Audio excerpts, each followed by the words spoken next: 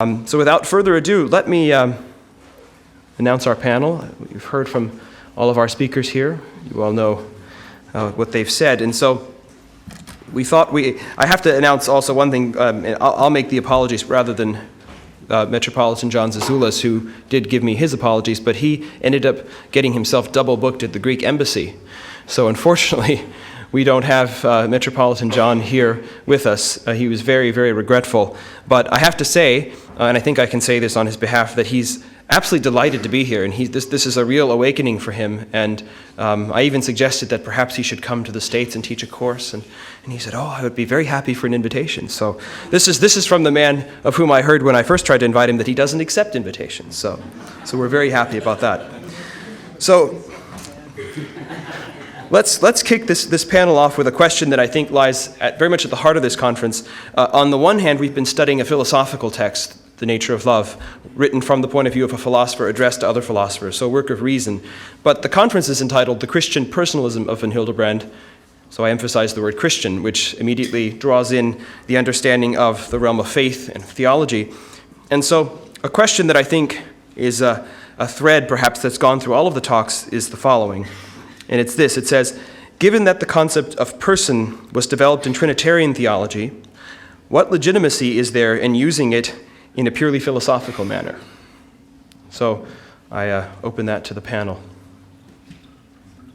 And let me say one thing, since before we start. If possible, we'll cover more territory if we... I can hardly say this to my godfather, who wants to speak first, I think, but... if we keep it concise. So we have a lot of ground to cover here. So. Okay, thank you for your warning. Well, I think first of all that it's not true that the concept of person was introduced only in Christianity, but we find in Cicero and Seneca and several ancient Latin Roman philosophers the concept. But inasmuch as certainly a completely new development of the concept of person has been given to the world through the Christological and Trinitarian dogmas and debates, I think it shows only the fruitfulness of the faith to develop also reason to its highest potentiality. And I think the fact that something like human freedom or the notion of person have been developed much more fully and much more deeply in this dialogue between reason and faith does not at all exclude that also reason, qua reason, and not just on the basis of revelation, can delve into and discover many things about the concept of the person, which in fact I think the Bible doesn't tell us. So I think the development of the concept of person and the theological debate about it is one of the proofs that faith presupposes reason, grace presupposes nature, and so both, as it were, developed together in the early Christian history. And therefore I don't see any reason why one should abandon the philosophical work of clarifying the concept of the person, particularly since all these dogmas are, well, I think are inconceivable without the work of philosophical analysis of the notion of person. You said I should be short, therefore.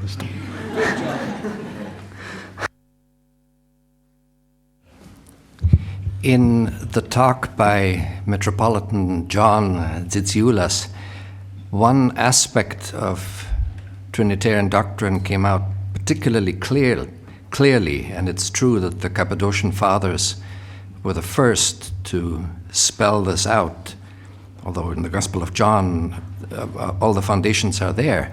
And it's this, namely that the persons in God can be understood only in relation to each other. That is, there's an inextricable identity between person and relation in God. So the Father is distinct from the Son inasmuch as He is Father. He is not first distinct in himself with the relation added, but is distinct precisely as Father. And likewise the Son, he is distinct as God from God, light from light.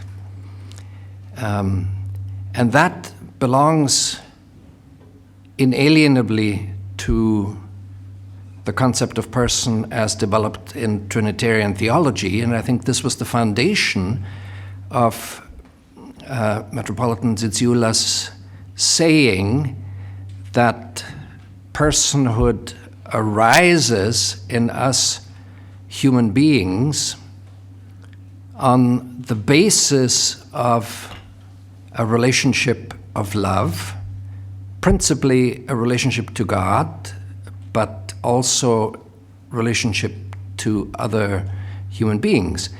Now, perhaps this goes one step too far. That is, as the fathers of the Church reflected about the Trinity, they did reflect at the same time about what it is to be a human person. And to be a human person, in contrast to being a divine person, is not in the first place a relation, but human persons are persons absolutely. And sometimes this debate about, now is the person to be understood as relation or not, is played out around the definition of Boethius, that persona est rationabilis naturae individua substantia. So the person is a substance of a nature capable of reason. Very often it's quoted as rationalis naturae, but rationabilis is what Boethius says. So substance, the category of substance rather than that of relation, is used there. I don't think that the Greek fathers disagree with that. They do point out that the idiomata, that is what distinguishes distinct persons among human beings, is different from what distinguishes the divine persons. On that question, there might be some debate to be carried on with Bishop Zitziulas.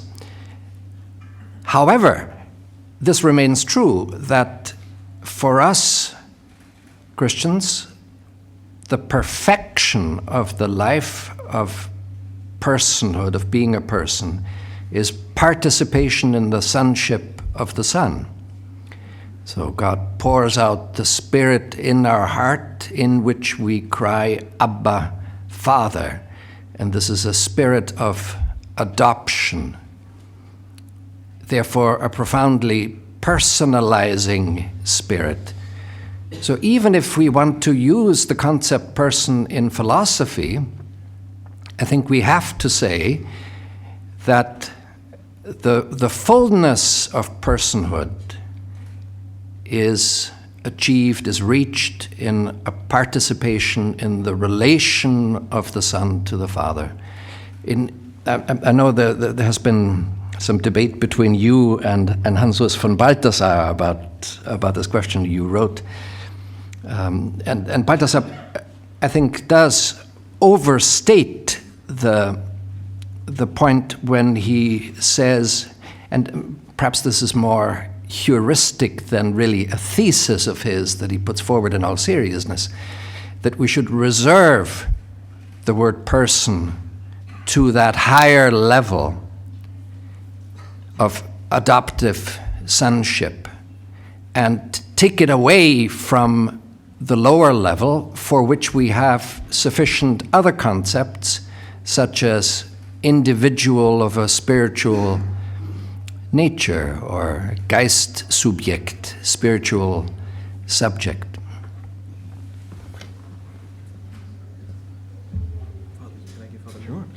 Father Morin.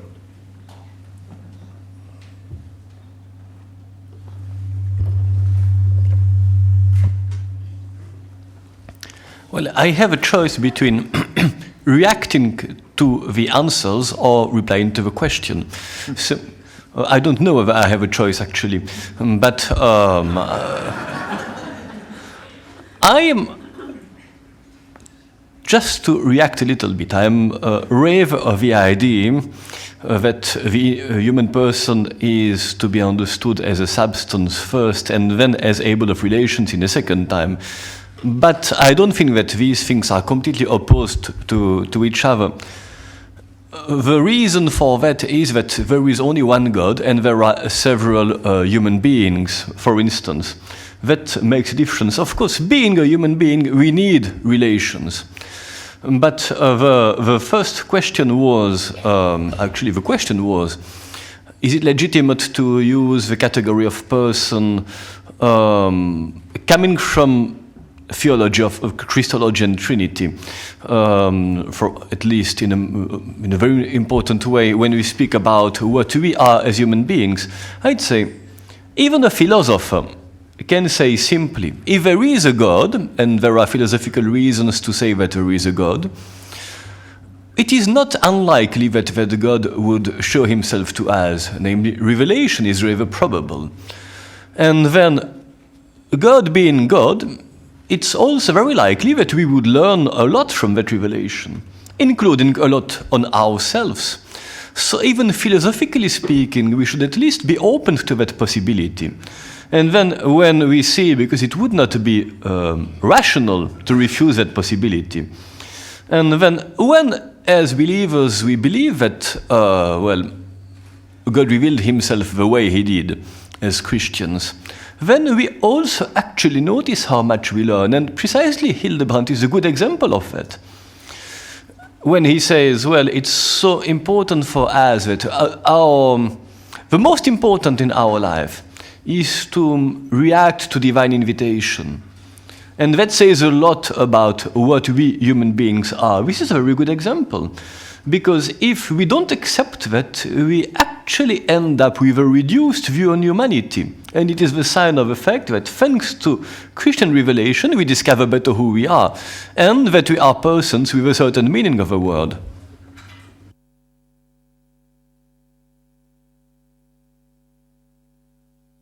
I might just add another respect in which one can fruitfully bring the Christian faith in the Trinity into the study of love, and this is a respect that is perhaps closer to the work of von Hildebrand. John Paul II, in his rich theology of the body, in one place makes the very significant claim that we should recognize in the man-woman difference an image of the Trinitarian God.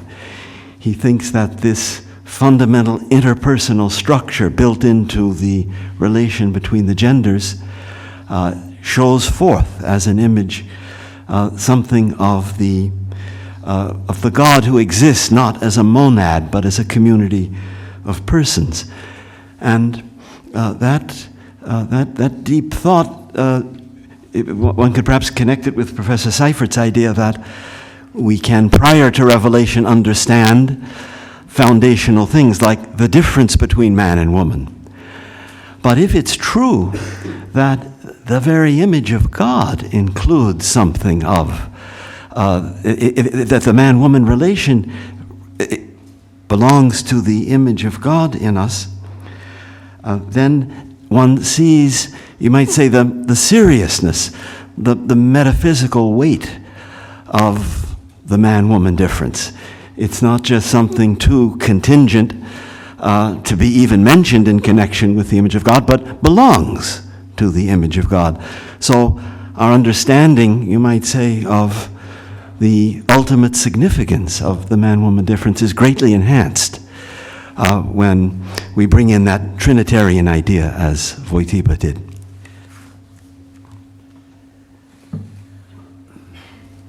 All right, so here's a question perhaps for Professor Novak and also for Father Morerod regarding atheism, which of course is which has gained such prevalence in our world today. And it's a very simple question. Is the contemporary atheism, the so-called new atheism, in any way related to, does it imply any view of love? Any vision or understanding of love? Or lack of love? Well, there are different authors. Some who want to insist on the fact that being atheist, they keep spiritual values. They want to keep them. Also are going to insist on that. But I'd say, if we see the logic of a system, it's difficult to insist on that if you're an atheist and a materialist at the same time. It's very difficult to keep it. So if the persons who happen to be atheist love themselves, I can just hope that for them. But they don't think enough about the consequences of the fact that atheism normally should imply materialism at some point. And with a materialistic view, neither knowledge nor love make much sense. So I'd say there is a distinction between the logic of a system and the thought of a life of individuals.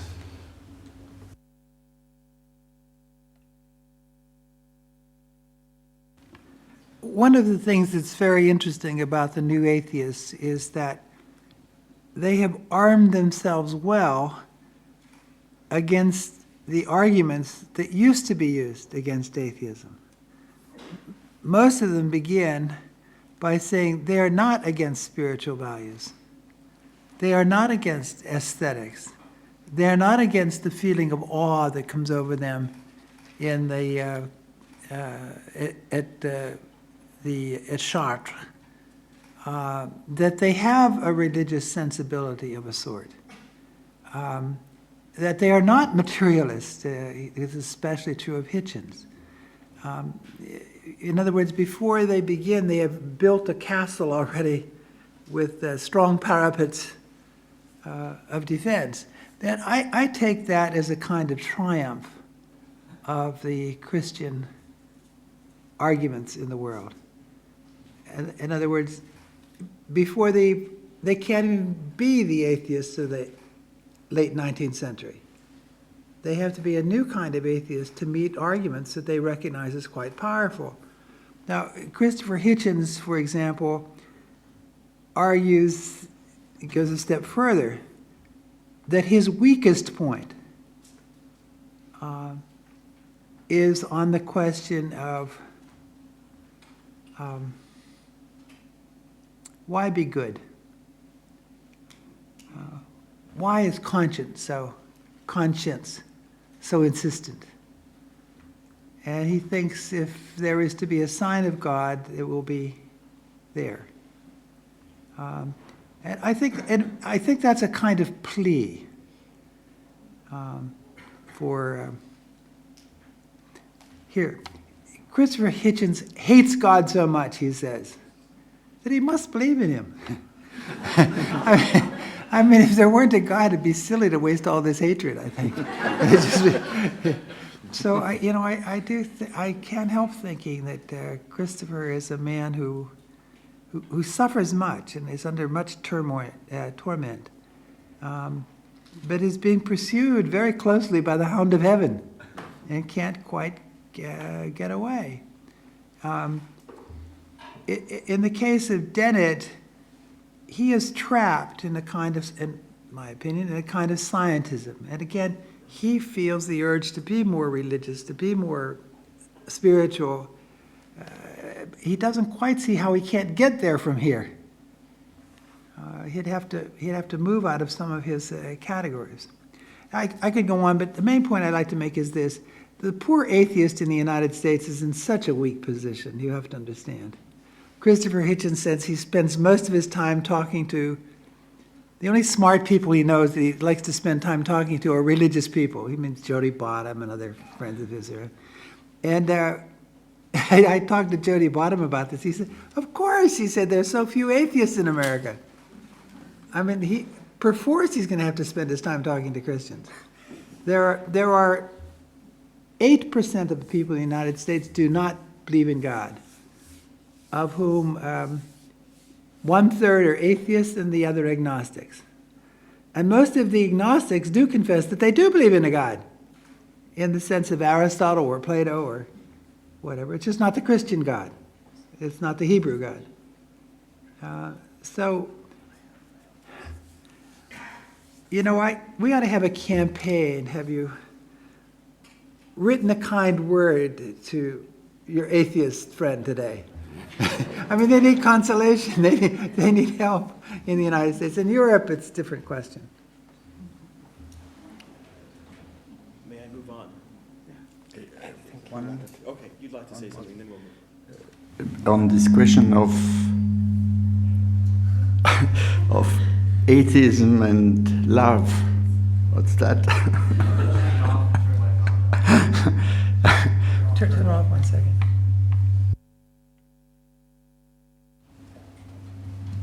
Well, it's still. But at any rate, I think on this question of atheism and love, perhaps one can think of two texts that are very impressive. On the one hand, by Nietzsche, this maybe his most magnificent text, Excelsior, in which he describes the consequences of atheism. And he says to the atheist, you will never again adore, you will never again pray, you never can rest in endless trust. There is no more mountain with snow on its head and on its peak and fire in its heart. And then he says there's no love ever in what will happen to you. And then he concludes and says, man of renunciation, can you have the force to live in such a world? And he says, nobody yet had the strength to live in that view. And somehow this text culminates in the horror of a world in which nothing that will happen to you in the future is the consequence of love, or of a divine love. And the other text is, I think there's one form of atheism that is, so to speak, in the name of love. And that is the atheism of Ivan Karamazov, where he invokes the different examples of tortured children, of horribly abused children. And then he tells Alyosha, his brother, that it's impossible to justify, so to speak, the silence of God in face of these crimes. And if God exists, and if he gave him a ticket to heaven, and he would be seduced by the choirs of angels and by all this harmony of heaven, he would return the ticket, because he would say that this contradicts, as it were, any mercy and love of God. So I think, I do not defend this atheism, but it's an interesting case where atheism is, so to speak, founded on the objection to God that he is not loving, because if he were loving, he could not permit such crimes. So somehow it's in the name of the love of the children that he becomes atheism. I think it's, of course, in the mystery of God permitting all these horrors is not, I think, a valid reason to reject God. But I mean, it's an interesting case where, so to speak, the intuition into the beauty of love and mercy is the reason why he becomes an atheist. Thank you. Well, there were several questions here that bring us back perhaps more to the theme of Hildebrand in love, and I'm going to try to paraphrase them because they also bring us back to the stated purpose of the conference. And most of you have seen our conference description. It says, we wrote that we want to study Hildebrand's treatise on love with a view to what he once called the struggle for the person. We want our discussions about love to lead us back to questions about the dignity and destiny of the person.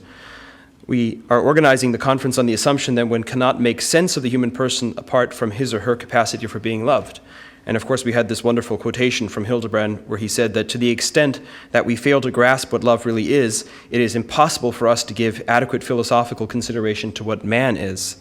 And so the question that I would like to sort of glean from several of the questions that are here is this: in what sense does the understanding of love add to the traditional definition of the person?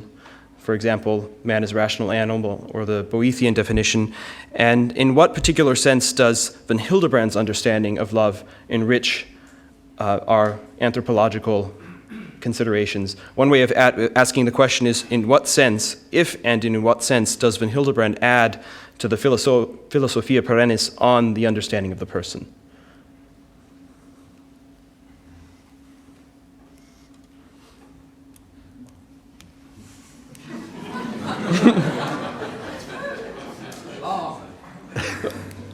Oui? I must leave.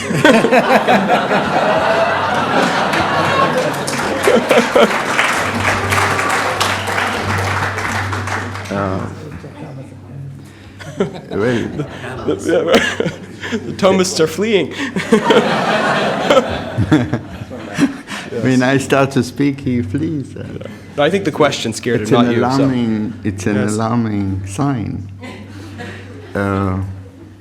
Well, of course, the topic of my paper was the question which contribution to the Philosophia Perennis Hildebrand's philosophy of love made, and I think there are many. But I mean, if I refer to Professor Waldstein's lecture, where he tried to show, and perhaps did show, that this fundamental structure of the person to be called to a transcendence, to a self-transcendence, not just to an immanent perfection of one's own nature, and to achieving one's own happiness, but to be able to do what Hildebrand calls value response, to recognize the truth for its own sake, the good for its own sake, to love another person and God for their own sakes. I think that transcendence of the person, that the person must not be understood in analogy to perhaps to animals, even though perhaps even animals cannot be fully explained in this way, as just perfecting themselves. I think that's certainly in Hildebrand, in a very unique clarity expressed both in his ethics and in his philosophy of love. And I think that's an extremely important principle or basis for understanding the person. And of course, in love, that is particularly present, this self-transcendence. This ability to affirm and to respond to a being, to a good, to aesthetic values, but above all to other persons, and most of all to God, for their own sake. That also leads in a certain way to a new definition of the person in Wojtyła, which is also very akin to Hildebrand, when he calls the person, when he says that the person is amanda propter se ipsam, that the person is to be loved for her own sake. And I think that that also deeply defines somehow the person, that the only appropriate response to the person is to love the person. Well, there are many other possible answers, and I'm sure that your own dad, whom you said he did a good job in his lecture, will add more.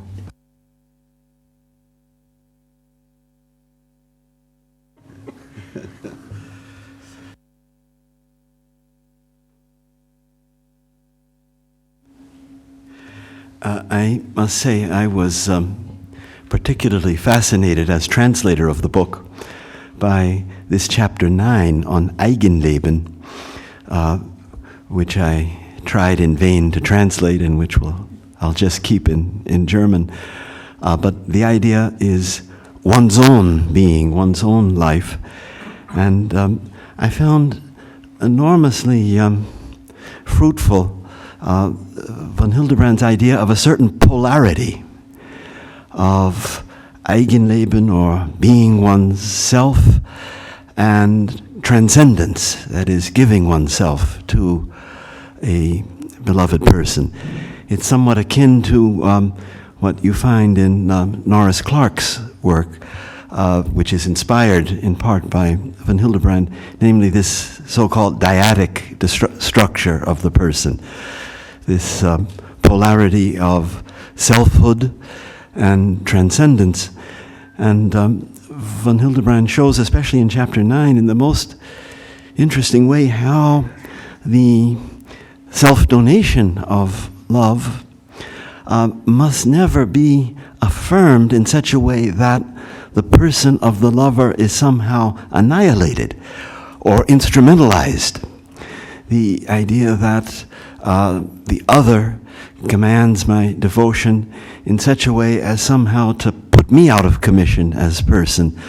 An idea that you find in certain extreme altruistic versions of love is very, very deeply analyzed by von Hildebrand. And I think precisely in the setting of religious thinking about love, there is perhaps sometimes the tendency to say, you sacrifice yourself to the other, and in the end, the one who loves is somehow eliminated in favor of the beloved. Whereas you have this polar whole, this dyadic whole fully intact in von Hildebrand's analysis. I think even sometimes in a Christian setting, a certain depreciation of the one who loves makes itself felt. I must admit, for my part, I can't quite make my own the famous Litany of Humility by Mary Del Val. There's a certain depreciation of self that isn't quite right and does not do justice to the Eigenleben of the lover. But what von Hildebrand, I think, brings out is that the Eigenleben of the lover isn't preserved in a way that compromises or takes the edge off of the commitment of love. It's rather that you're not fully empowered, really, to give yourself in love and achieve the full transcendence of it without that anchorage in a fully developed Eigenleben. So this polarity, I would have almost said bipolarity, but that has another meaning so I'll just say polarity of self and beloved other, as it's worked out in that chapter 9, seems to me a masterful contribution to the philosophy of love. It seems to me perhaps useful to distinguish two very different ways of understanding the way in which philosophers, thinkers in general, can make a contribution. If you compare 18th, 19th century German philosophy with the Catholic tradition, you notice this difference that each of the, maybe not each, but the German philosophers of this period attempted to rebuild from the ground up the whole of philosophy, in some way overthrowing what came before. Kant is a particularly clear example of that with his Copernican revolution, according to which really everybody who came before him was wrong. And this is the first time that the nature of the mind has been understood. Hildebrand is profoundly different from this way of contributing because he is a Catholic. Newman, in his essay on the development of Christian doctrine, I think puts his finger on the principal reason that for us as Christians, the revelation of Christ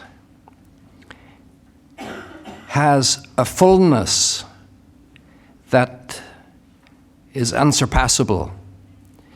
And the Christian tradition illumines this or that aspect of that fullness certain ages have a certain understanding for some aspects and other ages for others. But one can't simply speak of progress. Yes, and in some way, the overall development of doctrine as Newman conceives it is progress, because there's a greater, the tradition grows, and in Vatican II you have that affirmation.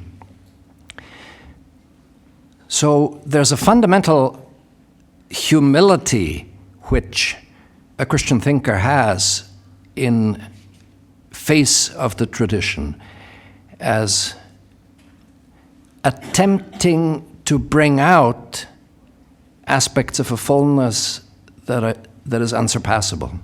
I think that's a characteristic of Hildebrand. But Hildebrand, I think, was particularly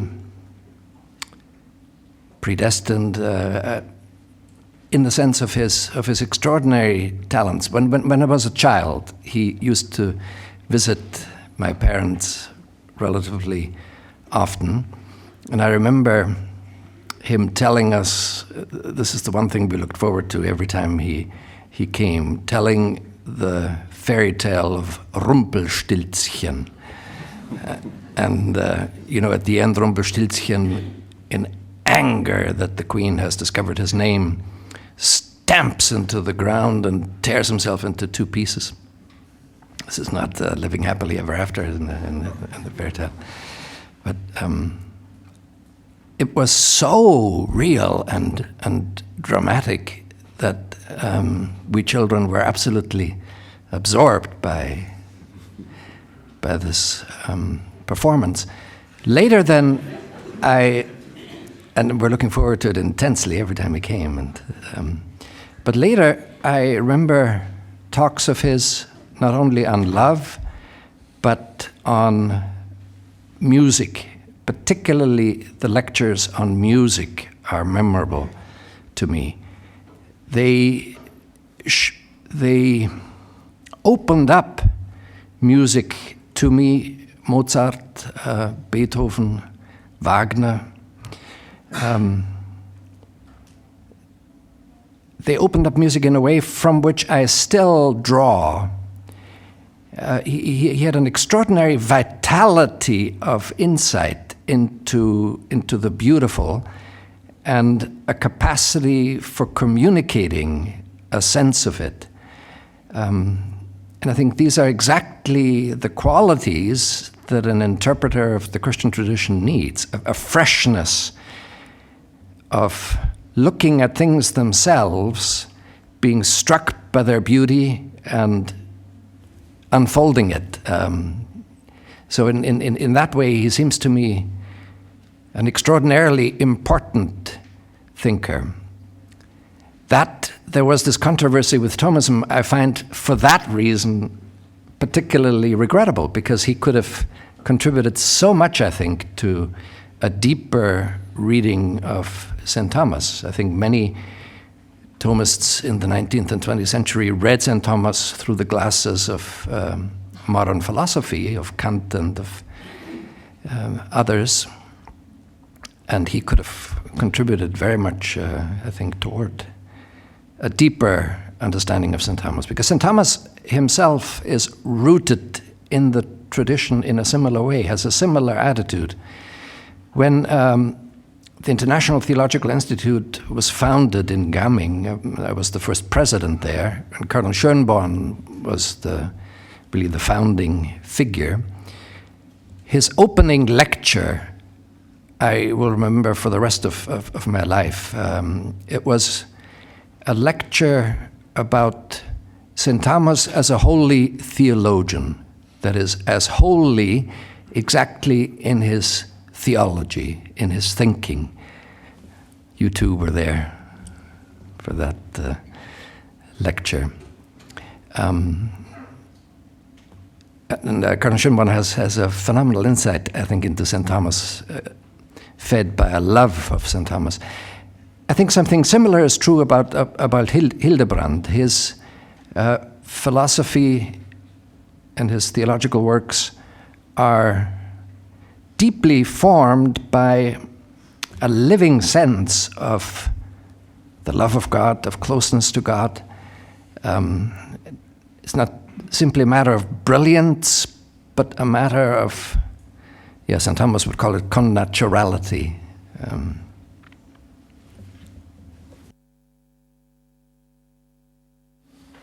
Thank you, Professor Waldstein. That was a wonderful response. It leads me almost to want to ask my father and Professor Seifert, if you could, to reflect very briefly on what I thought was so attractive about your response, Professor Waldstein, was the fact that you have the living link to Hildebrand and in some sense understand how his thought organically grew out of his person. And this is a question that I'm inserting. This was not asked, but perhaps I could ask Professor Seifert and my father to simply say briefly in what respect von Hildebrand's philosophy of love is somehow characteristic of him. Obviously, at a very human level, he had a great interest in love. He was always bringing people together, including my parents, and so it was typical of him to care greatly about relationships. And so I wonder whether perhaps there's anything in his thought on love that is somehow typical of him and is illuminated by knowing something of his person, having known him.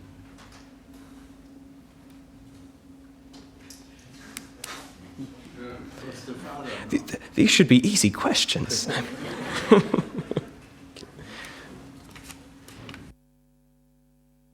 Let me jump in. Because I have no personal experience whatever. But I must say, knowing of his love for Alice and seeing it still in her could not be far from my mind on every page that I read. Not that he alludes to it, but I couldn't help alluding to it mentally. Now, it's sometimes wrong to ask, what did a philosopher or theologian contribute? What was original with them? I prefer to think of it this way, that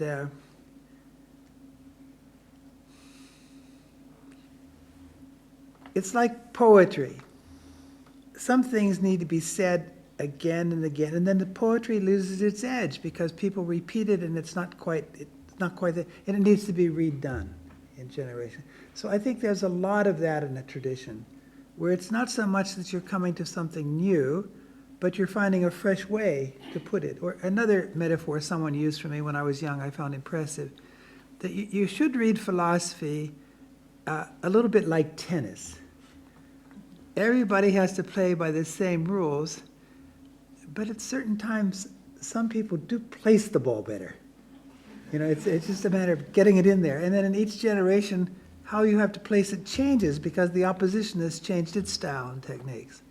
So you have to keep redoing these things, but sometimes you're redoing what others did, and you mustn't think you know more than Thomas Aquinas or anybody else. You know, it's just you constantly discover how much he's learned in the last year or two.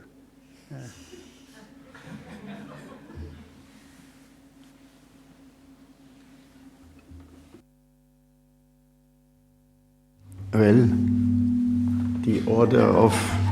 the order of one's godson is some kind of absolute obligation, and I think the specific question was how Hildebrand's personality and his philosophy of love are connected.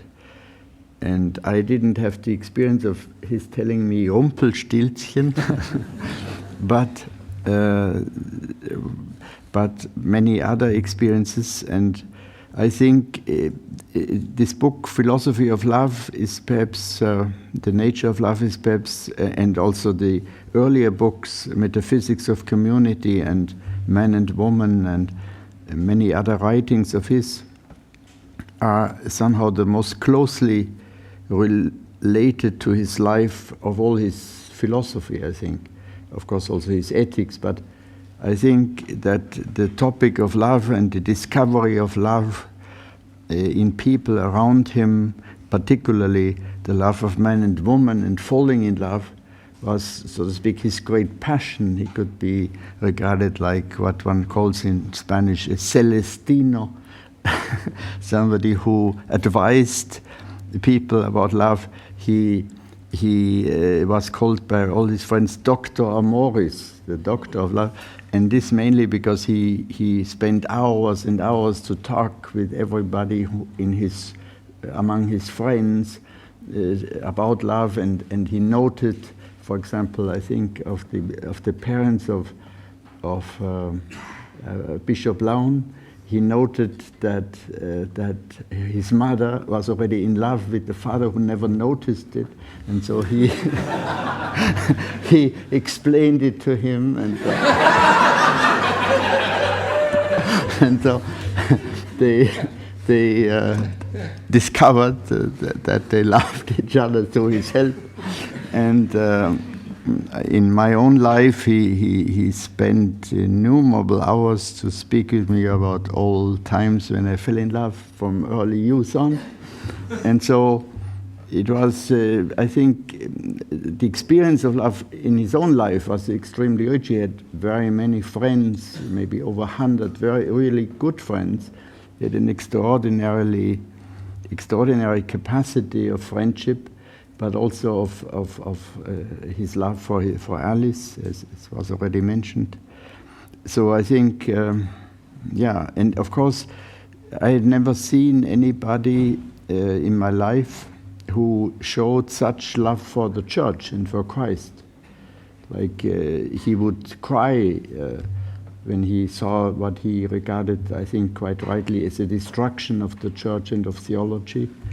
And he had a very profound affective life also, feeling deep emotions or deep affective responses in all his different kinds of love. And therefore I think, so to speak, the atmosphere of love was so much present in his personality and around him that it's very logical that he wrote this beautiful book, The Nature of Love.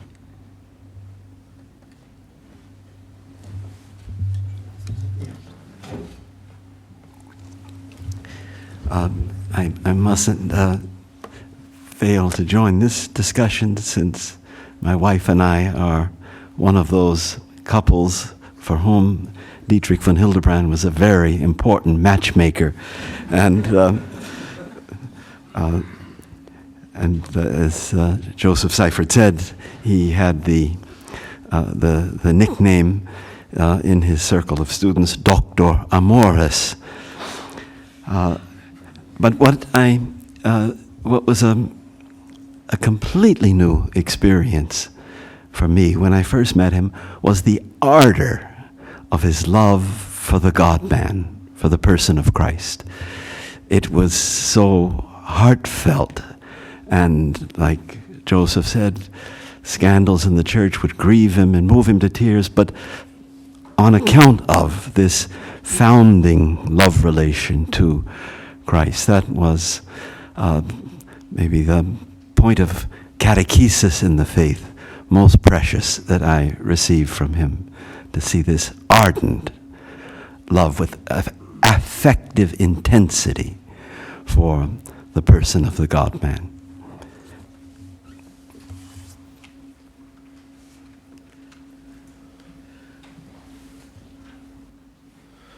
Well, thank you. These personal testimonies are so important, and they're always something that we try to share, because there will come a day where 100 years from now they won't be with us anymore in the flesh, and so I said 100 years, unless you want to be around. But so no, it's very precious to be able to hear even from my irreverent godfather, and so yes, I'm very grateful for this. We have almost no more time. There were one or two questions on the question of the legacy of von Hildebrand. Now, I take Professor Novak's point very seriously, that it's dangerous to try to perhaps a temptation in promoting a thinker to find what makes him novel in ways that try to put him beyond, or beyond the tradition in a way that somehow suggests a greater stature than his forebears. But perhaps just a brief concluding word from each of the panelists, maybe focusing on this work on love that we've discussed in this conference. But it comes to mind that perhaps from the point of view of looking ahead constructively, what would you think, what would you advise me, perhaps as the organizer of these conferences and director of the project, would be the areas that would be most fruitful for bringing von Hildebrand into contact with other traditions, burning issues of the day, concerns that we bring? What would you say to that? If possible, with a view to the work on love, but just for this audience that is interested in where we're heading. Professor Novak. Fools rush in. But one thing I would like to see is, I get the hint from your father here, who had such trouble with Eigenleben, that there really is a need to translate von Hildebrand into an English idiom. And we need it very badly. The loss of courtship in America, the loss even of dating. There was a wonderful art of dating when I was young that, in fact, we made fun of. Being on date, it was a very sober, different kind of being. And but anyway, that's gone, and courtship is gone, romance is gone. It's a meat market. So getting going a reflection on love and the different types of love in our environment, and showing the ways in which a Christian, in fact, here I think I must say a Catholic way of expounding these issues, that simply works better than any other, would be a great service, and it would extend the legacy into another language group. Each language has its own genius, and following that through would be a large enough task. But secondly, phenomenology does, although it's one of those words you have to back up a few steps before you can pronounce it and take a run at it, phenomenology does have the advantage of going right away to get at the real complex, the real whole of things as they are, and skip some of the battles with other philosophies. In the second place you can come to those. But then phenomenology itself is rather forbidding. I mean, you really have to learn a lot just to get the language down. So there, my point is that von Hildebrand was able to express some older insights in a new way, and because it's a new context, to bring out aspects of them that had not been brought out before. That would be a precious resource in America for helping people to think about the dimensions of love. What could be better than having several 100,000 or 7 million young Americans in their 20s plumbing love to understand it's deep, it's complex, there's a lot to it, a lot has to be lived to understand it, and not take what's just delivered in the culture. Anyway, I've gone on too long with it.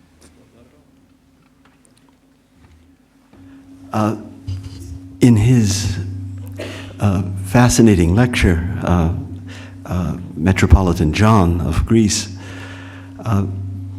listed the points of special kinship between his Orthodox Christian tradition and von Hildebrand, also points of divergence. But the one point he stressed perhaps more than any other as a point of real kinship was the great prominence of beauty in von Hildebrand's treatise on love, and the beauty of the beloved and the way beauty moves us. And so I think if we look into the future of the Legacy Project, we should be looking to the great treatise on aesthetics, 2-volume, 1,000-page treatise on aesthetics that von Hildebrand wrote in his last years, but had been growing in him all his life. This would continue that theme of beauty in the book on love and would present his thought under a very winning aspect.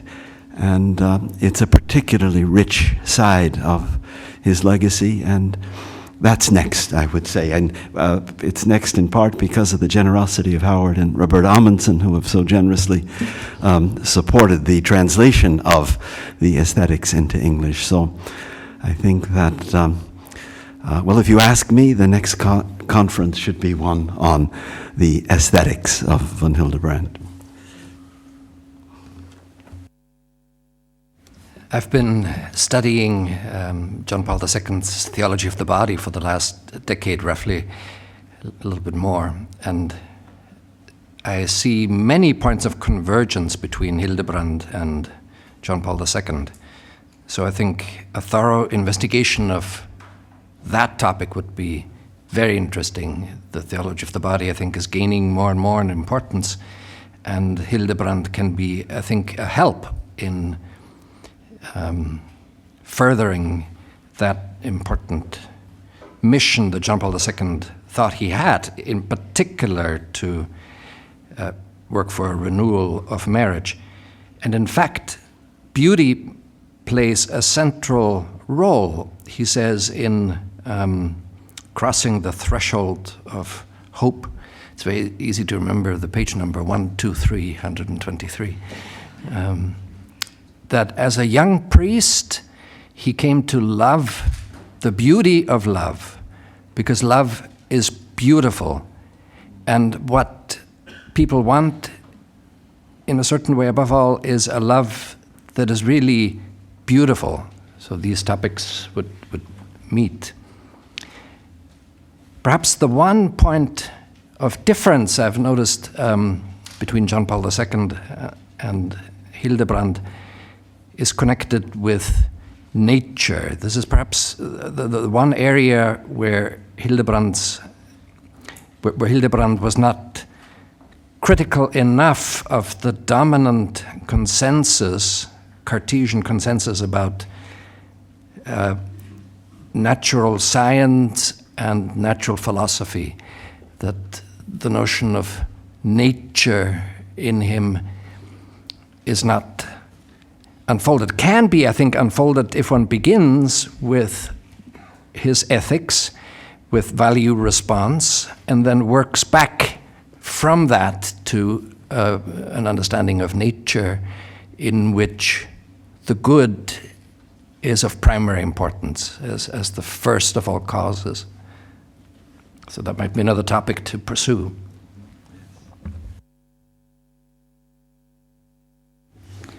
Well, I think that this topic of the theology of the body and of love is really a topic that is one of the great missions, I think, for young people, for couples, for old couples, for young couples, for everybody. That could be explored, and I think that the theology of the body of Karl Wojtyła is in the church history quite a unique event of this positive, profound and comprehensive view of the meaning of human love, of man and woman, of the sexual aspect of marriage and of the deep spiritual meaning of it and the transformation of it through love. So I think that this message is tremendously important, and I think Hildebrand's philosophy of love and man and woman is a very important step, perhaps also very much preparatory and influential for Karl Wojtyła, who directed a thesis, or several doctoral theses on Hildebrand's works. And even though he doesn't quote him in his book Love and Responsibility, or as in Theology of the Body, he does. Yeah. At any rate, he, I think, had a lot of, there's an inner affinity. Whether there's an influence or not is not important. And so I think, I mean, we, for example, in Chile now have a wonderful young woman who has excellent, wonderful ideas about doing something like a Philosophy of Love Institute or Philosophy of the Body and of Love Institute. And I think that there's a tremendous need for that. And I think it shouldn't be like monopolized by the Theology of the Body Institute in the United States. I think maybe in all countries to give this message of love, of philosophy of love of Hildebrand and of Wediba in their mutual complementarity. And I think that's a wonderful task. And I hope that the Hildebrand Legacy Project will in some ways join in and cooperate with this plan. And of course on aesthetics, the discovery of the importance of beauty, as your dad said, I think is very important too. I may here insert a personal anecdote, a little shameful for me, but it shows the personality of Hildebrand and the importance he gave to beauty. Like to your father and to Micael Waldstein, Hildebrand really made me discover the beauty of classical music. He was so enthusiastic particularly about Beethoven's quartets, but also Mozart and Schubert. And he played for hours for me the different works, and he got me totally enthusiastic about it, together with Plato's book in the Republic, where he says the deepest thing to appeal to the noble parts of the soul is the beautiful music. Nothing, he says, Plato says, shakes up the soul more than that. So I was all enthusiastic with classical music. And when I was about 14 or 13 years old, and so when my mother said I should wash dishes in the kitchen and dry them instead of obeying, I went and listened to Beethoven's last quartets, 130, 132, and was all absorbed by it. And so my mother came in and said that this is not at all right. I should immediately go to the kitchen and obey her order, and that's much more beautiful than the Beethoven quartets. And so I said, no, it is not. And so she called Hildebrand. and she said, he should explain to me that obedience to the mother is much more beautiful than the Beethoven quartet. And so Hildebrand said, well, we must distinguish. From a purely ethical point of view, of course, it is a much higher value, the moral value, if Josef were to obey his mother and do the dishes in the kitchen. But the particular beauty of music is not just the expression of the tones and of the sounds, but speaks of the highest spiritual values and is, so to speak, a sublime reflection of the divine beauty. And Josef's washing the dishes in this kind of low moral quality that he presently has would certainly not bear the same sublime beauty as this, as this Beethoven quartet. So he somehow mediated. I hope I then went to wash the dishes. You don't remember?